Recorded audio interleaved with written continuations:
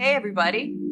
Thanks for tuning in to the Hanging On to Hope podcast. I'm Brenda J. And I'm Karen Wonder. And we are hangingontohope.org.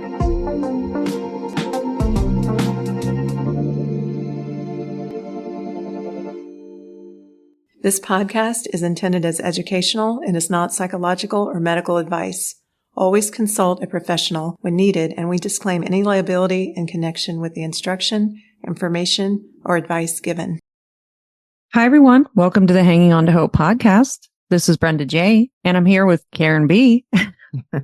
We also brought back I don't know when we're going to stop laughing about it. Call her Karen B now. We still giggle, and it's been like since May. Yeah. So we still giggle about Karen B. I'm still getting used to it. Yeah. We also brought back to the show Jessica and Mandy. Mandy's one of our board members and also runs a nonprofit, and Jessica has her own nonprofit against human trafficking, which we went over in our last review. You're an ordained pastor, right? I'm an ordained reverend, chaplain. Yeah, and I didn't mention that. So you're speaking from an ordained reverend's point of view, which is, big deal. Thank you for having us. So tonight we're going to review the last 3 episodes of the Religion Business docuseries. Then we'll share our overall impressions of the series now that we've all finished all 7 episodes. Continuing with part 2. Yeah, did you want to go, Mandy? Sure. I think he makes a really valid point about the structure of the church. He talks about if you're going to fill 60 minutes worth of time, you really have to be a good speaker. And really good speakers become celebrities to their congregations. Mm-hmm. And then they grow and grow as a result. Then what can happen from there is the unaccountability, right, creeps in, like the church in the docuseries, when they surround themselves with the family, friends, coworkers willing to hide the truth while they benefit from the lies. That structure that we've created, that consumer type structure, really leads us down this path to having unaccountability, right? Mm-hmm. And then we just kind of get deeper and deeper into this hole. And then like when he was confronting the church about the housing allowance, talking to security, he really just, he tied all these people together. So they had Dennis Brewer Jr.'s dad, who was their general counsel that they hired at the church and ordained him in order to get a housing allowance. They had him running the books and then taking it over. And he's the general counsel, which is a conflict of interest. And then his dad was Kenneth Copeland's lawyer. Mm-hmm. So literally lawyers are passing down, he says, knowledge of how to scam people from generation to generation. Yeah. Just like pastors are passing down knowledge from generation to generation on how to build an audience, like you're seeing.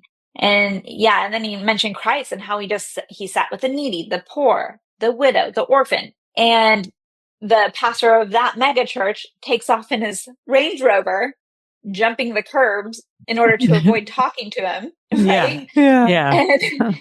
And he said, I was laughing so hard. He goes, he doesn't want to be seen by people. He was like, he's not a pastor. He's a really good celebrity and a really good speaker and a really good presenter, but he's not a pastor. Right. He's a businessman. And he goes, and the crazy part is that they wave the flag of Jesus and salvation and faith on top of that. And they get away with literally anything they want.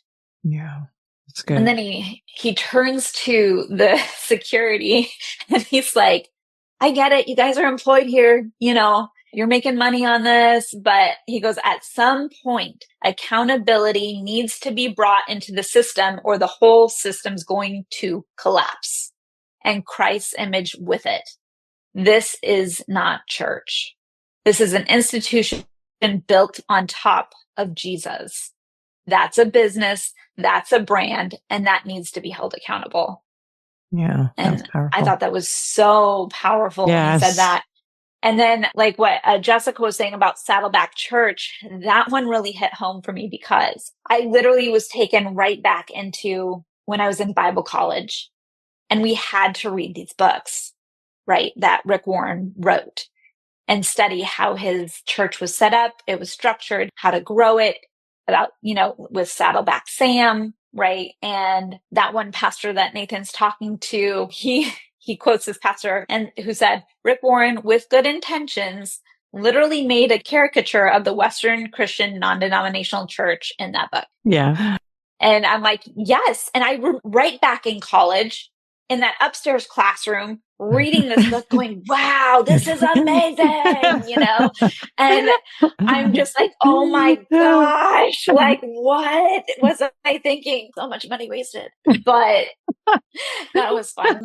And then I was just really mad at myself for spending all that money. But yeah, so basically, like you were saying, Jessica, it was, they left out the marginalized, the needy, and everyone that needs church and filled their pews with people who looked exactly like Saddleback Sam, who could fuel the truck, right? And again, it's just this natural shift as the institution gets more expensive. It just is. It's going to happen without even knowing it. They were saying your focus, your guide, everything is going to steer toward that audience.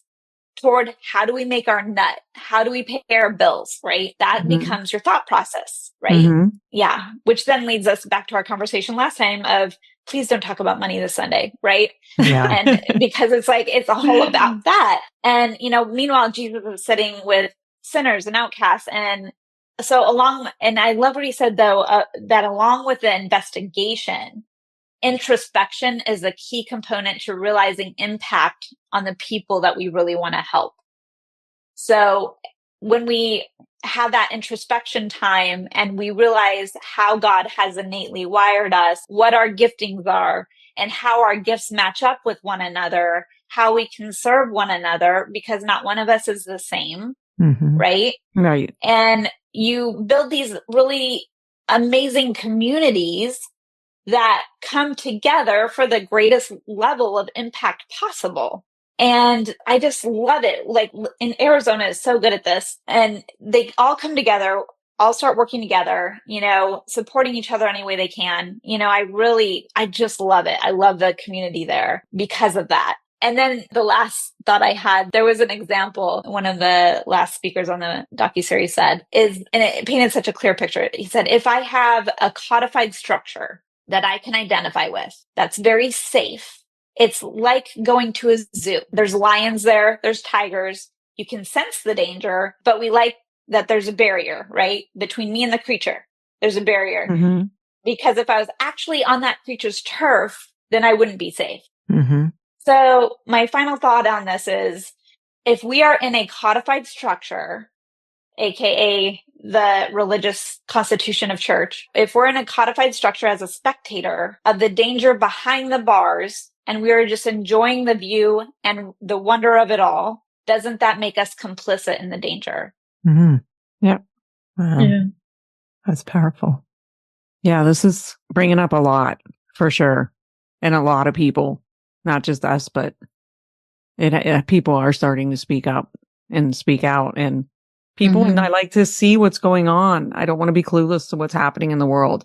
And I feel like I've been in churches where it becomes that church bubble, and your church is the best and it's better than, and I was in that, 20, 30 years ago. And yeah, so I don't want to be like that, because we're supposed to help all women with our nonprofits, all people, and all over the world.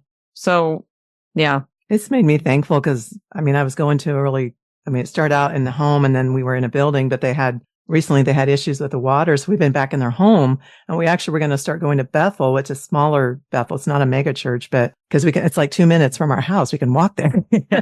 And we'd gone there like 3 or 4 times, and we liked the teaching, but, and we were planning to just try that out for a while. And I was kind of nervous about it, because they were talking about membership. And I thought, well, after going through this, I thought, I really want to know, are they okay with financial transparency? I would want to ask that in the membership class, because I was asking him, I think that would have been the following weekend. But then I ended up texting the pastor's wife, because they started a book of Isaiah, which I love. And I listened to session 1, and I had texted her about, like, gosh, that was so encouraging to me about how God really deals with justice, in Isaiah. And she goes, oh, we have these problems, so we're meeting in our home. Why don't you guys stop by? And we weren't even planning to go to church that day, but we ended up going, and now they're meeting in their house again. And it just feels refreshing. And it's such a deep study, and they don't take an offering. It's almost like a family. In fact, he has to text us on Saturday to see if there's going to be enough people there. It's just very small, but it's been nice. It's like, no, I like this. I like not having to, and we may eventually go to Bethel again. I don't know, but I want to go through Isaiah now that we're in it because it's so good. But it just makes me think about if I do go to a church, I do want to know, like, are you transparent about, because if you're not, to me, that's a red flag.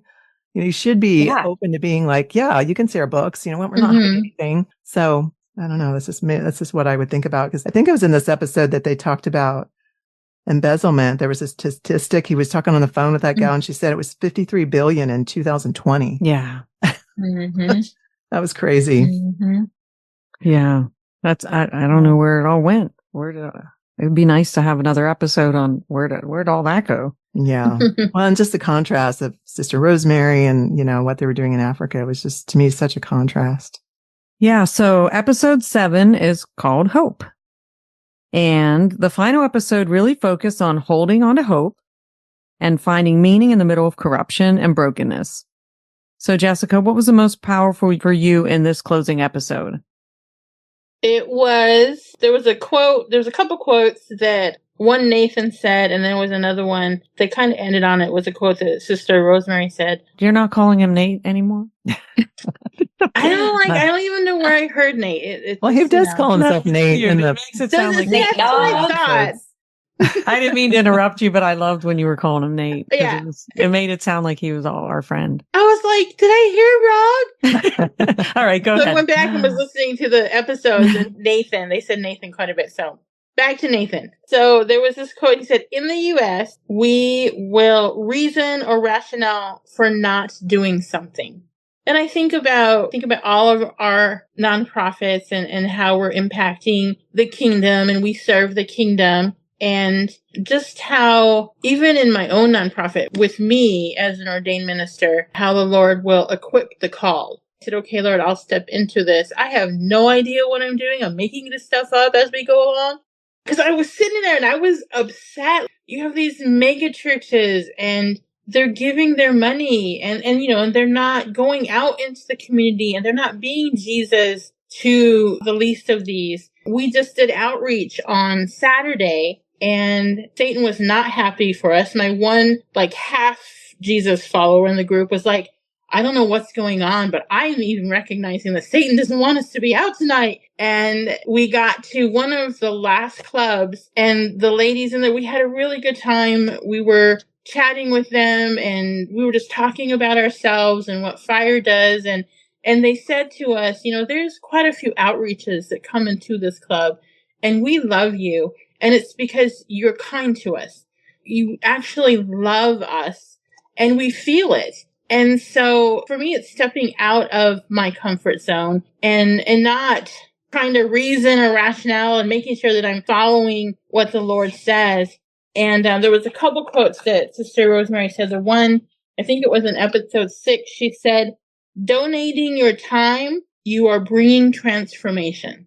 So when we sit with somebody and we donate our time to get this person to connect to, whether I'm trying to get them to connect to being a human again because they've been exploited, or if I'm trying to get them to connect to their Savior, to their Creator, donating my time, I see it. I see that transformation possible. I know that Sister Rosemary is why she does, because she gets to see that transformation as well. It's probably what drives her.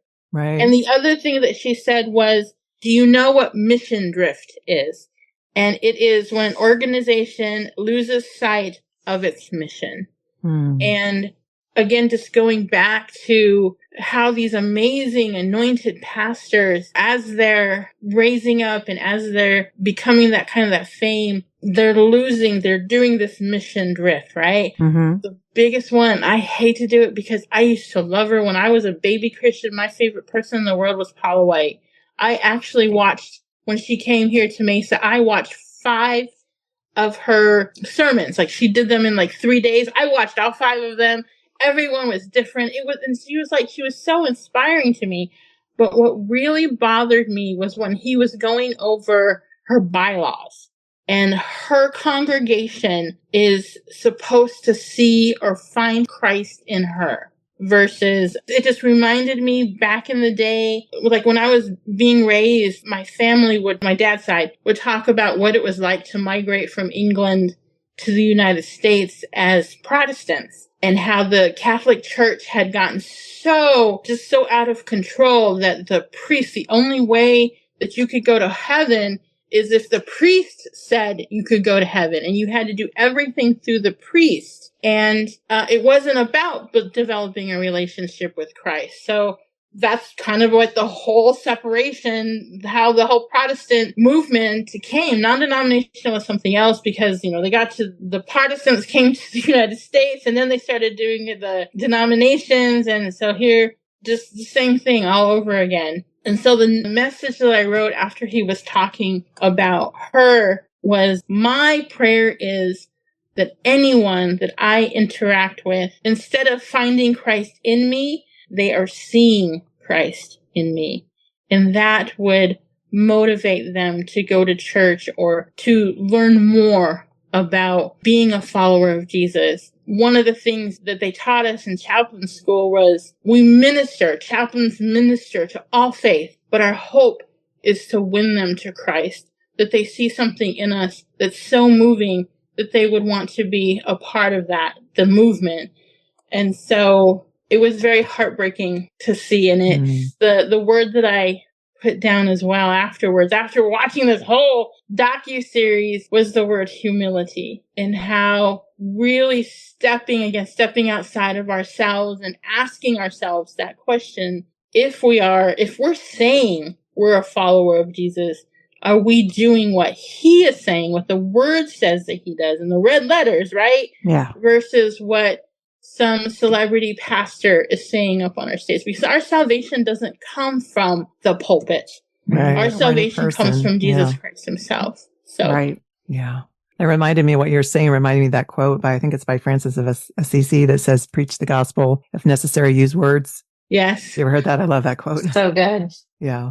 So Mandy, now I know you went to Bible college. Was your husband a pastor, or No? Like, you guys both went to Bible college and his parents were pastors. Is that what it was? Yes. Okay. And my dad's ordained as well, but that wasn't his full-time job. Okay. But he would be, and he served as interim pastor sometimes. So you're coming from a background that's so familiar with, been around lots of pastors. Much. Yeah. Mm-hmm. Yeah. And when I graduated high school, I'm like, I don't know what to do. Everyone's going to Bible college, so I guess that's where I have to go now, Yeah. So, but yeah, it was an interesting time. I only did a year there. They had like a Bible program there, but. What stood out to you, Mandy, when you watched the conclusion of the series? Well, thank you for asking, Karen. For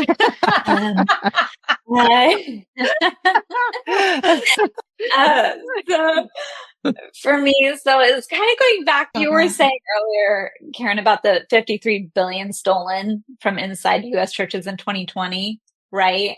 And now in 2025, it's $92 billion. Wow, $92 billion. I'm like, wow, just in 5 years. In 5 years. Oh, that's crazy. And that just makes me sick. And that's stolen money. Like, people are giving more. We're sending more overseas to help others, but also more is being stolen.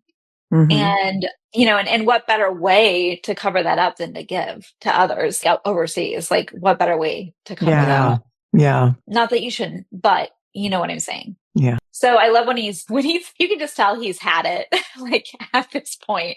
And he's like, okay, I think it's time to call a spade a spade. And if it's a business, run it with accountability, run it with transparency, run it with external oversight. And then the body of Christ can utilize that. They can utilize the business side of it and benefit from that. But without ethical business practices, those systems are ripe for abuse. And the American church model he talks about how it's being exported to some of the poorest nations in the world. And it's having these catastrophic effects, right? And these pastors are doing it all in the name of Christ and salvation. And he talks about how they use Malachi 30. And he says, Christ didn't speak that passage. Christ spoke in, Matthew 25. and gave us very clear directives. Yeah. Like we've already talked about, helping the widow, the prisoner, the homeless, the naked, the poor. And he said, at what point do we call this not only a business, but a straight up scam? It's bastardizing the name of Christ and Christianity. And then it showed this pastor that had, I think it was in Africa, if I remember right. But he had these congregants who are very poor, selling holy water and donating $300 a piece to fund his new car with the promise of their own new car if they did this. Yeah. And I loved this quote from the episode. It says, I just see a bunch of wolves feeding off the most helpless and vulnerable populations in the world, all in the name of Jesus and salvation. It's very easy for the leadership. This is a separate one, but it's very easy for the leadership to get detached from the actual people that we serve. Yeah. And he goes on to talk about how the LDS made, $25 billion last year alone in interest and has $265 billion in assets. And he's like, they could literally not get one more penny, right, from their congregation, and they wouldn't need to change anything. They could still keep absolutely everything they have and become the largest nonprofit humanitarian organization in the world. Yeah. Just from the interest. And still operate. Yes. And still operate as the Church of Jesus Christ of Latter-day Saints. Yep. With everything they own. That's insane. It is. And Jessica, like how you're talking about Paula White, like what was really disheartening in that scene for me is how all the bylaws, they were all confidential for one. Yeah. That's a red flag. All of them. Yeah. All the pages. And she was like this end all be all superpower, the decision maker of finance, the decision maker on the board and human resources for the staff. Right. Mm-hmm. And to top it all off, she's unfireable. Right. Right. No until death. And now she's the senior advisor in the White House of the White House Faith Office. Yeah. And so Nathan says, what is church? Christ Church is a living, breathing, organic organism. It's the body of Christ. It's the body of believers that go out and live like Christ. Well, what would you call a body that sells itself? Mm-hmm. A prostitute, a harlot. And who enjoys a prostitute? Individuals who want to satisfy their fleshly urges and desires. What is a business that can't call itself a business? What is an institution that can't call itself an institution? Is it denial or is it dysphoria?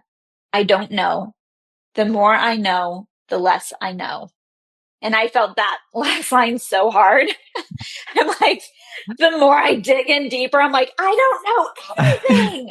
And I'm just like tunneling through all the, I'm like, oh my gosh, there's just so much to learn. But my final thoughts on it is that businesses sell out all the time, right? To corporate conglomerates, right? Mm-hmm. And the church is supposed to look different from the world. And we have to stop selling out.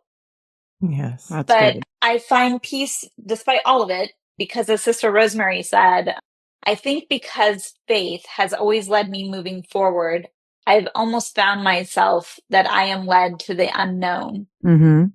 I know the unknown is really God. Mm-hmm. And it's like, as we keep walking forward into the unknown, and that unknown is God, you can walk forward in peace and without fear. Right? Mm-hmm. Yeah. And we as God's people, we have to stop putting our trust in buildings and celebrity pastors and nonprofit leaders. Our trust needs to be in God and God alone. And I'm not saying that going to church is bad or all nonprofit leadership is corrupt or even that giving and volunteering is unnecessary or isn't meeting needs, because it obviously is, right? It's obviously necessary, but I'm saying do your homework and be accountable. Stop using a religious checklist because that means nothing to the Lord. And it's about the posture of the heart in the end. Mm-hmm. Yeah. That's good. It's good. Yeah. The only thing I wrote down, I didn't take a lot of notes because I was just so into it, but there was, I think, an economist, Bruce Wydick was his name, but he was highlighting how many in the Western Christian churches choose to remain uninformed about global suffering. He described this as strategic ignorance, a deliberate avoidance of unsettling realities like poverty, war, and oppression, which contributes to neglect, inaction, and apathy. Anyway, that stood out to me. That's one thing I wrote a note about. That's good. That's really good. Yeah. Yeah, you guys pretty much said it all. But I think the one thing again that I remember the most from the last episode was when he was kind of coming to his conclusion. He said what he's observing in the people that are doing it right, like the examples he showed that are doing it right. He said women are the ones that are stepping up and the men need to step up. And I was like, okay, it wasn't my imagination. Like, okay. Well, you know? and women are also leaving churches in droves. Mm-hmm. Mm-hmm. So Maybe that's a good thing. So maybe that. yeah, like, and that's just it. Is women, they've always led churches, but they weren't allowed to lead in churches. Mm-hmm. Mm-hmm. Yeah. But they've been the ones on the front lines. Yeah. And for a man to say that, that's been working on this documentary, he bought the religion business domain in 15 years ago, and he worked on the docuseries for 12 years. For him to come to that conclusion, I thought that's obviously a pretty big deal. Yeah. Yeah. Another podcast that I'm a part of with the Arizona Human Trafficking Survivor Coalition, it's called Sit with Warriors. And so 4 survivors in the Phoenix area just doing amazing things in different parts of the valley. One of the survivors mentioned that she's tried to talk to male pastors about her ministry. And what ends up happening is the pastor will hand her off to the women's ministry or his wife. And so, FIRE, I've been an anti-human trafficking advocate for 15 years. And after 5 years, I started FIRE. So FIRE is 10 years old this year. I realized, so I'm like cultivating all these churches. We have connections. So FIRE has I want to say about 50 right in the western part of the United States. One of the biggest one is AME. AME is very small. I honestly feel like they keep their churches small so that the pastors can do some one-on-one with the congregation.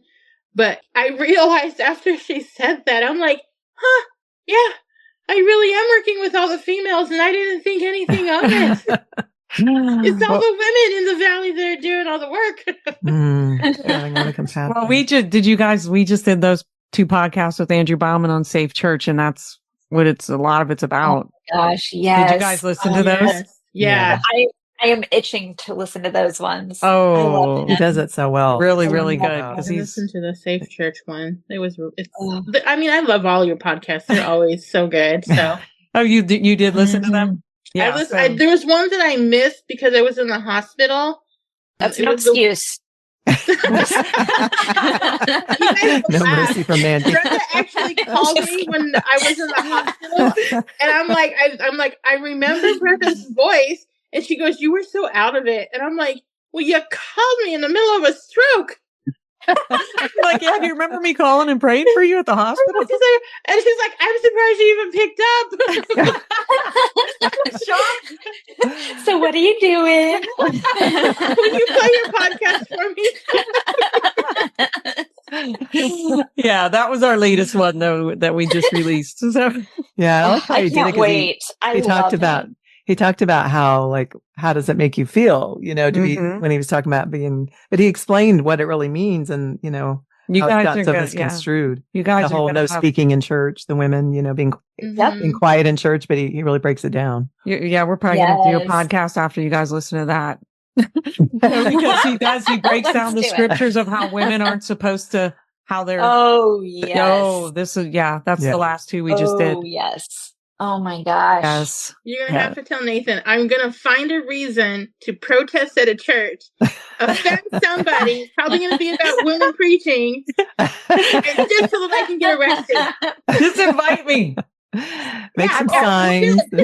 We'll be there. I've always had this kind of how Jesus started a revolution. I've always kind of had that in me. I'm ready. Just if you leave me out. I was so let us know. Yes. We'll send him a picture. The next Facebook photo is everyone in handcuffs. Officer, can you take my camera and take a picture, please? I need to send it to a friend. We just drop everything and get arrested. Being arrested for Jesus. Something to protest about. But yeah, just remember for our audience, And I feel like this was so important from the docuseries as well. When Sister Rosemary says, we can all make a difference without money, one person at a time. Yeah. We just need to help one person. Jesus cares about the one. We don't need money to help one person. There's so many ways we can help people. Like when we just did the 8 ways to be a little happier, kindness. I was like, oh yeah, I forget to be kind. Like just it doesn't cost anything. Even just listening is an act of kindness. So we can all help change the world.